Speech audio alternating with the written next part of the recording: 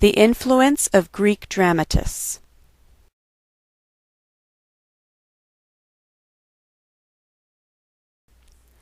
In his book Greek Tragic Theatre, Rheims stated, "The physical presence of the actor defined the earliest drama, and the actor remains the irremovable obstacle in the path of those who view Greek tragedy, or the theatre in general, as a sophisticated playground for mental conundrums, as opposed to a place of live and lived human experience." Theatre played an integral and lively part in Greek life and culture. It was merged with politics, religion, athletics, as well as its obvious connection with music, poetry, and festivals. Theirs was a performance culture with over 100 festivals a year, which incorporated drama competitions. In the city Dionysia's annual tragic drama contest, approximately 1,250 artists and performers participated in delivering these 5 plays to crowds of 12,000 to 14,000 each day for a total of 3 days.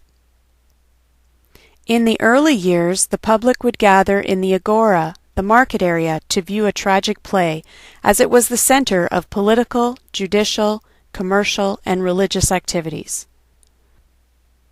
In the later years, they gathered in the Theatre of Dionysus, which was a large outdoor 3-dimensional structure which was meant to emphasize that the audience has gathered in a public place to be addressed and confronted by the play. Chapman advocated that Greek tragedy was of national origin and of religious import, but it was not as lofty as one might think by this description. Performance culture was integral to their participatory democracy, as the playwrights and performers publicly played out their political and ethical concerns.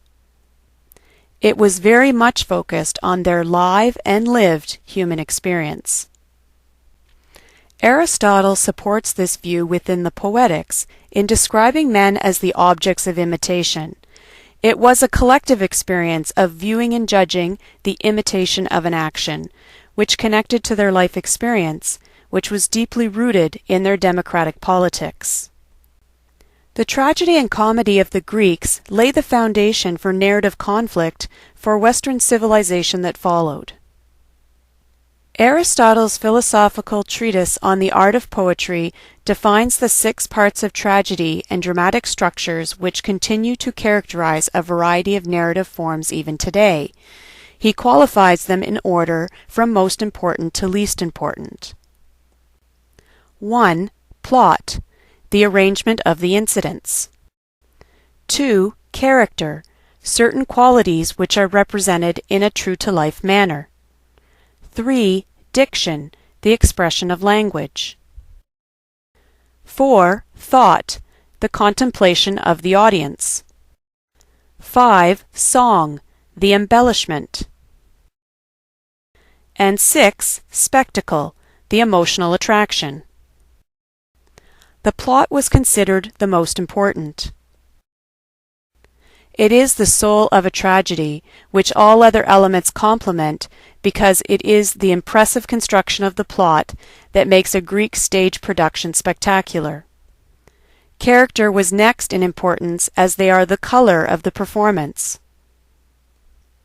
Spectacle was least significant, because that was the realm of the stage machinist and not the poet. Prior to the development of narrative film, the early films primarily focused on spectacle. The following films, created by Louis Lumière and Thomas Edison, are some of the most popular early silent films. People were fascinated with the visual spectacle of film, the novelty of seeing magical moving images. Film was initially hyper-focused on spectacle. Tragedy was considered high art based on superb plot structure and character development. Narrative development in film was an evolutionary process that was dependent on the innovation and learning of filmmakers and technological developments, in particular, the addition of sound. The Greeks also invented and defined plot structure. This basic plot structure is universally accepted as narrative structure for numerous literary forms and eventually cinema as well. Let's briefly return to Aristotle's idea of people being the objects of imitation. Even though Greek purposes sound more lofty in nature, they were focused on the life of the people. Early film was also focused on the life of the people, but was of a more trivial nature. Over time, filmmaking developed from the spectacle of simple novelty, melodrama, and comedy to more serious drama with creative film techniques.